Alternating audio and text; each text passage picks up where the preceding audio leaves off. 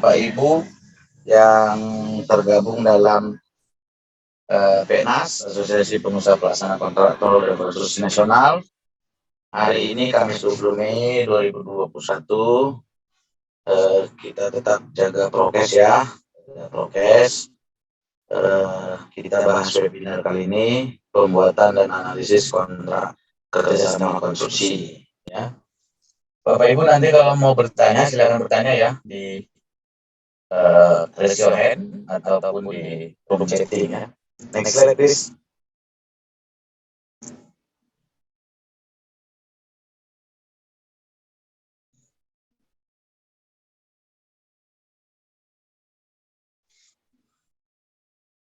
Oke, pembuatan dan analisis kontrak kerjasama konstruksi.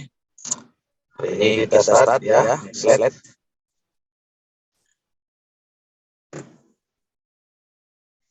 Konsep kerjasama, kontrak sama dengan perjanjian. Kalau kita lihat dari kontrak perjanjian atau kontrak sama dengan perjanjian, kita bisa lihat di sini ya. Apa sih kontrak, apa sih perjanjian? Ya, kontrak sama dengan perjanjian. Next slide. Oke, kontrak kerjasama. Ini menjadi satu subkata yang tidak terpisah ya.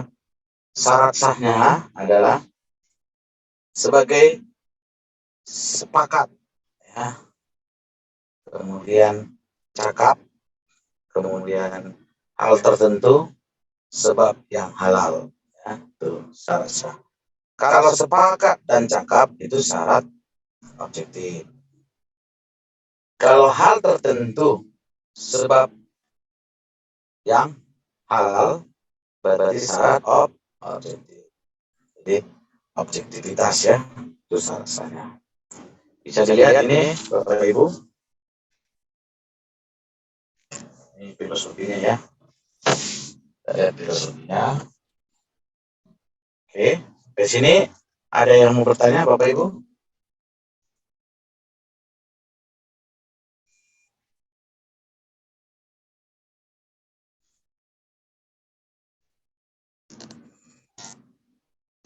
Oke.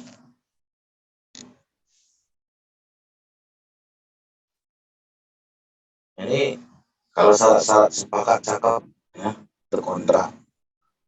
Mana lagi dengan kawin kontrak ya? Jadi sepakat cakap syarat objektif udah selesai itu kawin kontrak ya. Syarat sah, syarat objektif ya, sebab yang halal dengan hal tertentu. Itu syarat objektif. Oke, next slide. Syarat kecakapan atau syarat subjektif. Penggunaan anggaran oleh Pak Menteri, kuasa pengguna anggaran pejabat Kementerian Eselon 1, ya, kemudian wajib menetapkan dan mengangkat PPK dan panitia pengadaan. Setelah mengangkat PPK dan panitia pengadaan tidak boleh intervensi ya. Pejabat pembuat komitmen, pemimpin proyek ya. Siapa dan dia ini siapa ya, DT. Proyek pemerintah biasanya membentuk joint operation. Ya juga agreement joint operation siapa yang mewakili ya. Kalau kita lihat sini panitia pengadaannya ya, itu profesional, mandiri, bertanggung jawab dari segi administrasi, fisik, keuangan, dan fungsional pengadaan barang jasa. Itu ya, syarat kecakapannya. Slide. Kontrak kerjasama yang kedua. Oke, dari sini menyerahkan sesuatu, kemudian objek, kemudian tidak melakukan sesuatu, ataupun melakukan sesuatu. Sampai sini ada yang bertanya Bapak Ibu?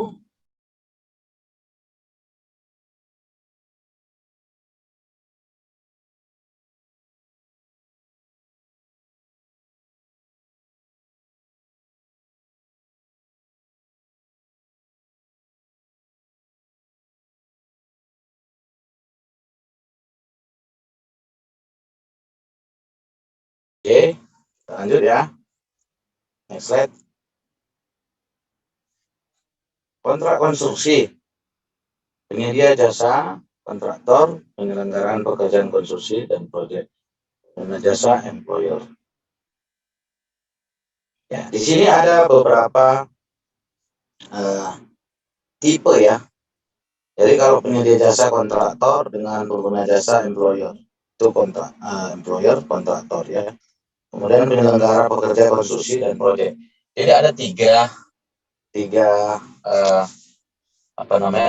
kesatuan ya. Yang pertama karyawan dengan perusahaannya, kemudian perusahaan dengan pemberi pekerjaan. Kita mau bahas antara karyawan dengan pemilik perusahaan ataupun pengguna ya, usaha jasa konstruksi. Contoh, ada beberapa karyawan kalau kita biasanya mau kontrak karya atau kontrak kerja atau merekrut karyawan, biasanya itu kan perusahaan akan melakukan rekrutmen sesuai dengan disiplin ilmu ataupun jurusan akademisinya ya. Jadi akademisinya misalnya jurusannya pendidikan terakhir, apakah dia SMK sederajat, diploma 3 atau diploma 1 ya. Jadi kemudian kita ambil disiplin ilmunya. Disiplin ilmunya apa? Sipil, elektrikal, seperti itu ya. Arsitek, apakah dia mau kita pekerjakan sebagai apa? Jabatannya, fungsionalnya, apakah kontraktor, apakah pengawas lapangan, supervisor, mandor, project manager, general manager, director operasional, ataupun project director. Nah, itu seperti itu. Nah, itulah kontraknya. Kontraknya seperti apa? Apakah dia permanent lease ataupun lease of project ya. Berdasarkan project masa waktu. Nah, kemudian apakah dia diri, apakah dia freelance konsultan seperti itu. Itu juga harus jelas ya kontrak karyanya ya. Kemudian penyedia jasa atau kontraktor tadi mendapatkan kontrak kerja dengan pemberi kerja ya, atau produsernya. Ini juga harus kita lihat ya Bapak Ibu. Seperti apa sih dia proyeknya? Apakah proyek itu proyek pemerintah? Nah, jadi antara kontraktor dengan pemerintah pemberi kerja gitu ya. Apakah itu proyek BUMN, BUMD ataupun proyek dana-dana lain dari pemerintah provinsi maupun pemerintah kota atau dari kementerian terkait. Itu. Kemudian bagaimana dengan kontraktor yang berkontrak dengan pihak swasta atau pemberi kerja di sektor swasta? Sama juga, semuanya mengikuti ajas kontrak ya, ajas dan hukum normatif kontrak. Jadi semua tetap sama, hanya treatmentnya yang berbeda-beda masing-masing kontrak tersebut. Ya, gitu, ya. Kebanyakan Bapak Ibu dalam isi kontrak itu lebih kompleks dan lebih komplit adalah pemerintah. Proyeknya di pemerintah ya, bandingkan sektor swasta. Kadang sektor swasta hanya SPK, PO, purchase order sudah selesai. Tapi kalau untuk pemerintah dia kadang lebih kompleks ya. Next slide. Slide.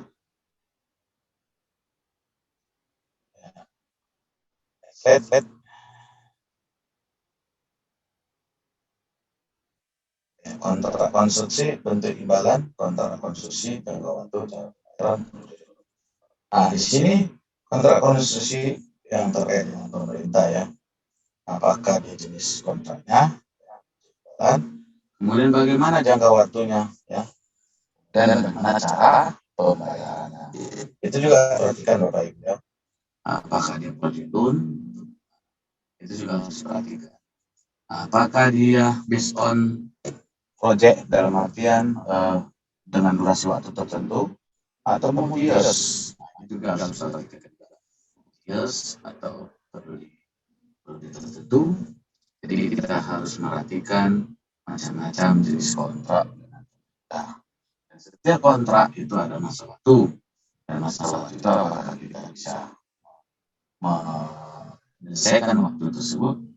Baik atau tidak. Jadi semua sebelum melakukan kontrak benar-benar kita harus matangkan semua yang bisa dilakukan oleh subkontraktor atau kontraktor yang akan melakukan. Jadi jangan sampai kita tidak memperhatikan ya apa yang harus dilakukan, apa deskripsi kita atau scope of work kita ya sebagai kontraktor. Next slide. Penyusunan. Pemilihan counterpart ya. Ini ada beberapa jenis ya. Yang pertama pelelangan umum, pelelangan terbatas, penunjukan langsung, dan pemilihan langsung. Apa sih pelelangan umum? Pelelangan umum adalah yang dilakukan dengan melakukan pelelangan, baik itu misalnya dengan LPSE, ya, dengan lelang tertentu dengan melalui pemberitahuan dengan media massa segala macam. Kemudian pelelangan terbatas. Pelelangan terbatas juga ini bisa dikategorikan sudah ada seperti EPC rata-rata ya, pelelangan terbatas namanya. EPC ataupun ada beberapa manufaktur atau supplier yang tertentu ataupun manufaktur tertentu ya yang sudah punya produk tertentu yang katakanlah hanya segelintir produk tersebut. Kemudian pemilihan langsung. Pemilihan langsung itu dipilih dari beberapa kontraktor yang ada, registrasi kontraktor yang ada, kemudian mereka langsung melakukan pemilihan atau panitia pengadaan yang langsung melakukan penunjukan langsung. Penunjukan langsung ini PL. Penunjukan langsung ini ada batasan-batasan jumlah proyek ya. Rata-rata di pemerintah itu 200 juta ya. 100 juta sudah bisa dilakukan penunjukan langsung. Itu Bapak Ibu ya. Sampai sini ada pertanyaan Bapak Ibu? Pertanyaan? Atlet, oke.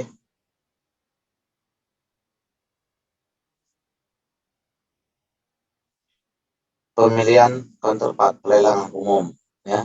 Pelelangan terbatas, pemilihan langsung, penunjukan langsung, pengadaan langsung. Jadi ini siklusnya ya. Jadi kalau kita lihat pemilihan counterpartnya itu pelelangan umum, pelelangan terbatas, pemilihan langsung, penunjukan langsung, dan pengadaan langsung. Oke. Next slide.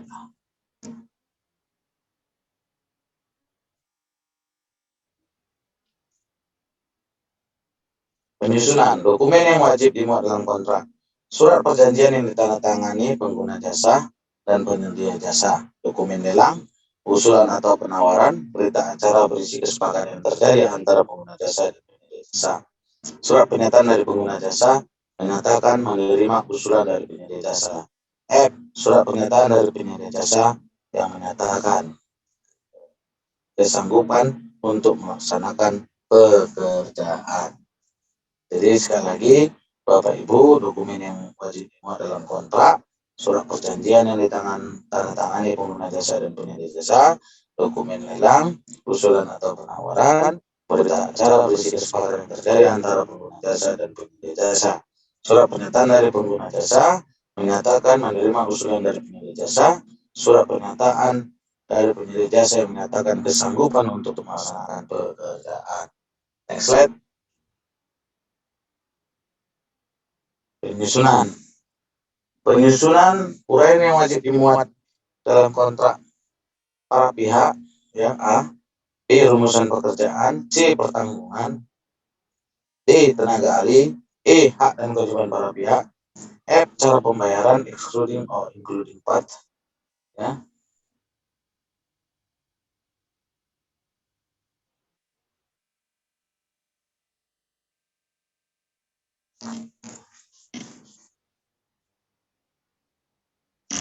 Oke.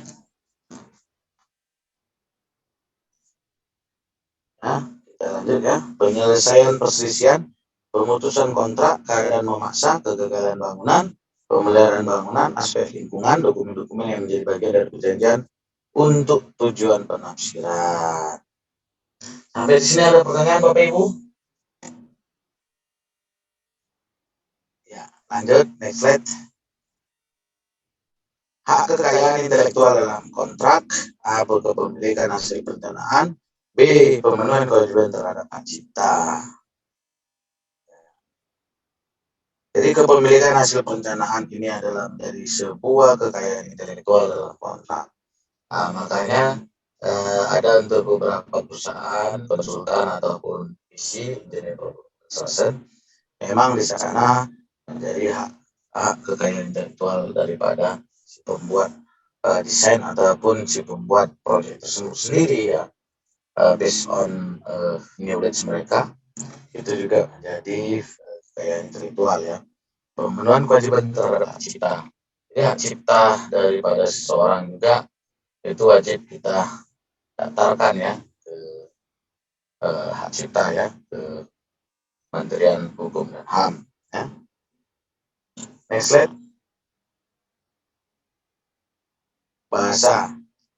Bahasa yang digunakan ya penyusunan itu bahasa Indonesia ya, diutamakan bahasa Indonesia. Kalaupun dibuat terjemahan ke dalam bahasa lain itu siapa saja silakan, tapi bahasa yang dipakai adalah bahasa Indonesia ya. Gitu, terutama untuk perjanjian pemerintah ya, dengan kontraktor ya. Kalau di sektor swasta mungkin ada bahasa lainnya ya. Next slide. Penyusunan ya, pilihan forum sengketa apakah badan arbitrase atau pengadilan negeri. Nah, ini yang menjadi dilematis ya Bapak Ibu.